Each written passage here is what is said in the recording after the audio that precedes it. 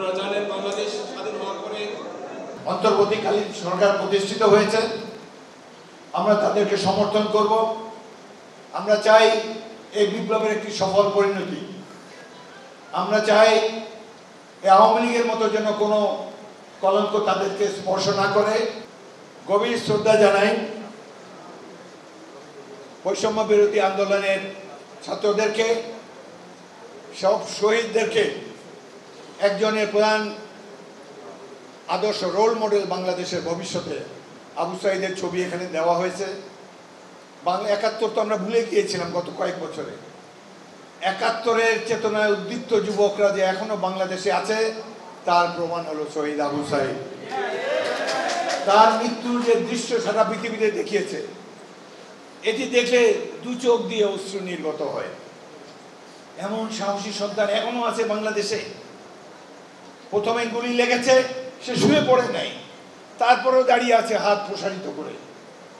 এই তো বাংলাদেশের রোল মডেল। হাজার বছর যতদিন বাংলাদেশ থাকবে, শহীদ আবু সাঈদ হিরো হিসেবে বেঁচে থাকবে। অনাগত ভবিষ্যতে সকল শিশু যুবকদেরকে বলবো, বড় হয়ে তোমরা আবু সাঈদের মতো হবে।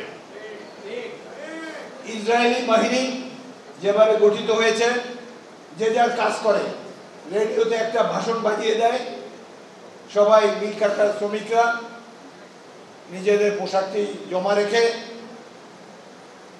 ট্যাঙ্ক এরিয়াতে গিয়ে ইউনিফর্ম পরে ট্যাঙ্কে বসে যায়। তারা পিপলস আর্মি।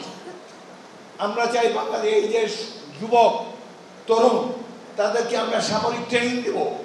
এদেরকে দিয়ে আমরা জনগণের বাহিনী বানাবো আবার, যাতে করে কোন দেশ যদি রক্তচক্ষু দেখাতে চায় বাংলাদেশকে, এরাই হবে আগামী দিনের সৈনিক। আমরা যোদ্ধার জাতি, যুদ্ধ করে দেশ স্বাধীন করেছি। এখানে বসে আছে যোদ্ধারা। আজকে দ্বিতীয়বার যারা দেশকে স্বাধীন করলো তাদেরকে আন্তরিক অভিনন্দন আবারও জানাচ্ছি। এদের সাহসের তুলনা নাই। বিএনপি আন্দোলন শুরু করেছে, 17 বছর 16 বছর কষ্ট করেছে। আমাদের অনেক ছেলে শহীদ জীবন দিয়েছে। আমার জেলা ভোলার ছাত্র দলের সভাপতি, শ্রমিক দলের সদস্য আব্দুর রহিম এবং আরও অনেকেই জীবন দিয়েছে। সবশেষে আমার মনে হচ্ছিল যে আমরা এই হেলিকপ্টারের বিরুদ্ধে, যারা হেলিকপ্টারে এসে গুলি করে, এর বিরুদ্ধে নিরস্ত্র বিএনপি সদস্যরা কি করতে পারে, কিভাবে এদেরকে সরাবে? তারা যে এত জিঘাংসু রক্ত পিপাসু একটি দল বাংলাদেশের রাজপথে, বাংলাদেশের ক্ষমতার বর্ষাতে বসেছে। এই দেশকে তারা প্রতিবেশী রাষ্ট্রের গোলাম বানিয়ে ফেলেছে। এমন স্বরাষ্ট্রমন্ত্রী দিয়েছে, পররাষ্ট্রমন্ত্রী দিয়েছে, গিয়ে বলে আমাদের সাথে নাকি তাদের স্বামী স্ত্রীর সম্পর্ক। স্বামী স্ত্রী সম্পর্ক তুমি যাও, সেই সম্পর্ক পালন করে এসে ওখানে গিয়ে দেশবাসীকে কলঙ্কিত করো না। ওখানে যে স্ত্রীর যা যা কর্তব্য ওখানে গিয়ে করো, দেশকে আর কলঙ্কিত করো না।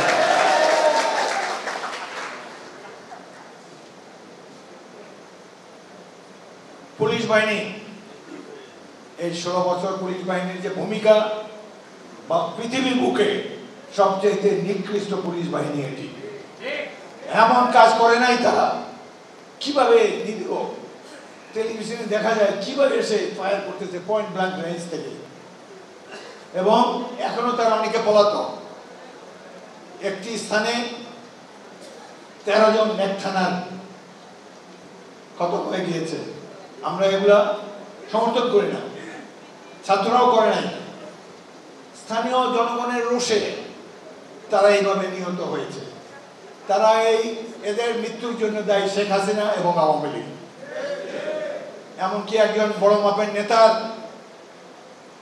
যে মূর্তিটা সাদ্দাম হোসেনের মতো দড়ি টেনে টেনে ভূপতিত করা হয়েছে, এটির জন্য শেখ হাসিনাই দায়ী। প্রফেসর ইউনূস তত্ত্বাবধায়ক সরকার প্রধান সঠিকভাবে বলেছে, এটির জন্য শেখ হাসিনাই দায়ী। তত্ত্বাবধায়ক সরকার, অন্তর্বর্তীকালীন সরকার প্রতিষ্ঠিত হয়েছে। আমরা তাদেরকে সমর্থন করব। আমরা চাই এই বিপ্লবের একটি সফল পরিণতি। আমরা চাই এই আওয়ামী লীগের মতো যেন কোনো কলঙ্ক তাদেরকে স্পর্শ না করে। বিএনপি নেতাদের সম্পর্কে দুই একটি কথা বলতে চাই। গতকাল আমাকে আমাদের অ্যাক্টিং চেয়ারম্যান শহীদ রাষ্ট্রপতি জিয়াউর রহমানের সুযোগ্য পুত্র তারেক রহমান আমাকে টেলিফোন করেছিলেন। তাকে একটা কথাই বলেছি, যেদিন নির্বাচন হবে ইনশাআল্লাহ বিএনপি রাষ্ট্র ক্ষমতায় যাবে, কিন্তু আমরা যেন আওয়ামী লীগ না হই, আমরা জিয়াউর রহমানের বিএনপি থাকবো। কোনো চাঁদাবাজি, কোনো দখলবাজি, কোনো দুর্নীতি আমাদের দলে কেউ করতে পারবে না, ক্ষমতা গেলেও না, এখনো করতে পারবে না। পুলিশ বাহিনী সম্পর্কে একটা কথা বলতে চাই, পুলিশের তো প্রয়োজন আছে।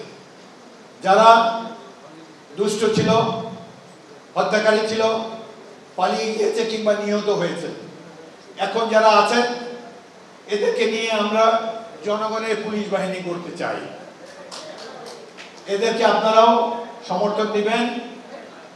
আমি আমার 2 থানায় গিয়েছি, পুলিশ বাহিনী বেরোতে চায় না ঘর থেকে, থানার মধ্যে আবদ্ধ আছে। আমি তাদেরকে সাহস দিয়ে বাইরে এনেছি যে আমার জনগণ শৃঙ্খলাবদ্ধ, আগের দিন ভুলে যান, যদি কেউ অপকর্ম করে থাকেন আইনের মাধ্যমে তার বিচার হবে, কিন্তু আপনার যে দায়িত্ব, পুলিশের দায়িত্ব, সেটি সঠিকভাবে পালন করে জনগণের পুলিশ বাহিনী হওয়ার চেষ্টা করে। সুতরাং আমরা তাদেরকে আজ থেকে আশা করব তারা জনগণের পুলিশ বাহিনী হবে। আপনারা আমরা সবাই তাদেরকে সহযোগিতা করব যাতে আইনের শাসন আবার প্রতিষ্ঠিত হয়।